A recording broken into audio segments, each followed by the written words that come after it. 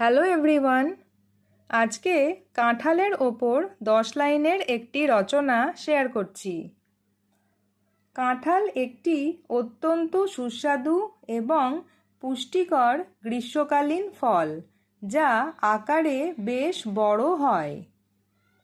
এটি সাধারণত বৈশাখ জ্যৈষ্ঠ মাস অর্থাৎ গরমের সময় পাকতে শুরু করে।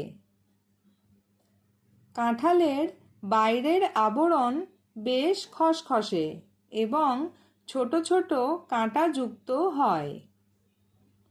পাকা কাঁঠালের ভেতর অনেকগুলো হলুদ রঙের রসালো কোষ বা কোয়া থাকে। এই ফলটি খেতে অত্যন্ত মিষ্টি এবং এর সুগন্ধ অনেক দূর থেকে পাওয়া যায়। কাঁঠালে প্রচুর পরিমাণে ভিটামিন এ, ভিটামিন সি এবং পটাশিয়াম রয়েছে।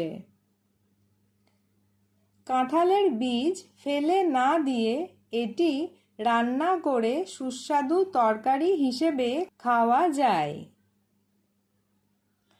কাঁচা কাঁঠালকে এঁচোড় বলা হয়, যা নিরামিষ রান্নায় গাছপাঠা হিসেবে বেশ পরিচিত।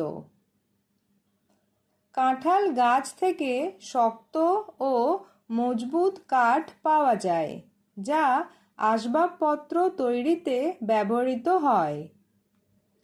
স্বাদে ও গুণে অনন্য এই ফলটি আমাদের দেশের গ্রাম ও শহর উভয় অঞ্চলেই খুব জনপ্রিয়।